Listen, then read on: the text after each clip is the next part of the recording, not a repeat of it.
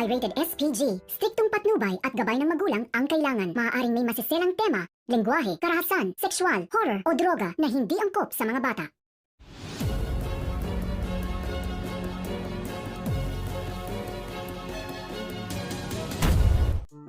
Nagkakagulo nga ngayon sa pamamahay ng mga panganiban nang dahil kasi sa kuneho ay galit na galit si Mikay sa kanyang ina na si Vanessa dahil bigay umano ito ng kanyang tita Angel.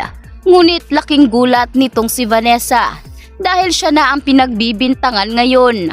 Wala siyang kamalay-malay sa nangyari dahil ang kuneho umano ay wala ng buhay. Pilit naman ngayong pinagbibintangan ni Angel si Vanessa na ito umano ang naglason sa alaga ni Mikay. Nakita umano ni Veron ang isang pakete ng tsokolate. Kung kaya naman dito na agad sinabi ni Angel na si Vanessa ang naglason sa kanilang alaga. Hindi alam ng lahat na isa lamang malaking palabas ang ginawa nga ni Angel na paglason sa naturang kuneho. Subalit si Vanessa na ang pinagbibintangan ngayon. Kaya naman sa pagkakataong ito ay bigla ngang dumating si Lexie. Si Lexie na sumalo sa mga paratang kay Vanessa. Sinabi ni Lexie sa kanyang inang si Sylvia na wag na umanong pagbintangan ng kanyang ate Vanessa dahil siya umano ang naglason sa naturang kuneho. Subalit hindi niya intensyon ito, nakakadiinin pala ng kuneho ang naturang tsokolate dahil kumain din umano siya. Binigyan umano siya nitong si Vanessa. Ngunit laking gulat at pagtataka ngayon ni Angel dahil ang punto dito kay Vanessa ay napunta na kay Lexie. Kaya naman umalma itong si Madam Sylvia. Tumigil na ito sa kakakuda kay Vanessa. Agad ngang dinala ni Angel si Madam Sylvia sa kusina at pilit niya pa rin isinisiksik na si Vanessa umano ang naglason sa kuneho. Hindi umano siya naniniwala sa mga sinabi ni Lexie. Bagay naman ngayon na hindi nagustuhan ni Madam Sylvia. Sinabi ni Madam Sylvia kung paano nga ba raw nakakasigurado si Angel na hindi iyon gagawin ni Lexie. Kaya naman itong si Angel ay bigla ngang natunganga na para bang hindi rin siya makapaniwala. Nakakampihan ni Madam Sylvia itong si Lexie. Samantalang lumabas nga ng pamamahay itong si Angel. Pinuntahan niya itong si Kiara. Galit na galit siya habang nagsusumbong kay Kiara at pinagdududahan niya na baka magkakuntsaba si Lexie at Vanessa. Kaya sinabi ni Kiara na wala umano siyang dapat pagkatiwalaan sa loob ng pamamahay. Wala siyang ibang pwedeng pagkatiwalaan maliban kay Kiara. Subalit sa pagbalik nga ni Angel sa loob ng bahay ng mga panganiban ay tumatakbo na itong si Lexie papunta sa kanyang ina. Takot na para bang may hinahabol.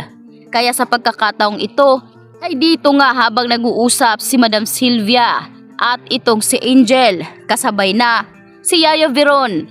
Sinabi ni Lexie na meron daw umanong mga pulis sa labas at hinahanap si Angel. Kaya naman nagulat si Madam Sylvia dahil wala namang may kasalanan para puntahan sila ng mga pulis. At dito na bumalik sa alaala ni Marco na ang mga investigasyon ay baka ito na rin ang sagot. Kaya sabay-sabay silang pumunta ng labas at hinarap ang pulis. Kaya naman tinanong ni Madam Sylvia kung ano ang kailangan nila. Sinabi ng mga pulis na naririto sila para kay Angel. Nais umanong imbitahan sa presinto si Angel para sa mga iilang katanungan. Ngunit itong si Angel ay bigla ngang umalma. Wala umano raw siyang kasalanan at bakit siya sasama sa mga pulis? Wala umanong warrant of arrest. Kaya naman paliwanag ng mga pulis na hindi siya inaaresto.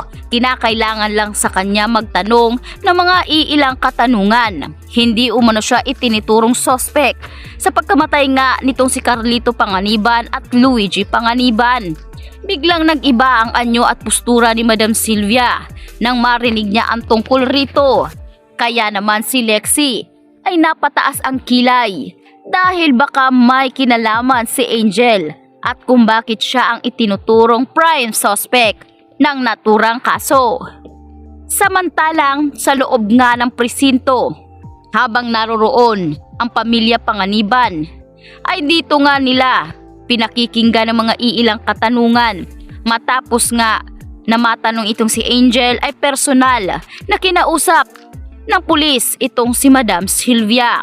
Marco, dito nga inamin ngayon ng mga pulis na may kinalaman umano baka si Angel at may kasama pa itong isang babae.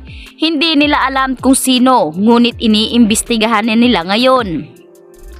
Kaya naman nang makauwi na silang lahat sa pamamahay ng mga Panganiban ay dito nakatanggap ng tawag si Vanessa tungkol nga sa mga numerong ibinigay nito kay Lorraine. Sinabi ni Lorraine na dapat na silang magkita dahil merong ang dapat matanggap si Vanessa galing sa kanya.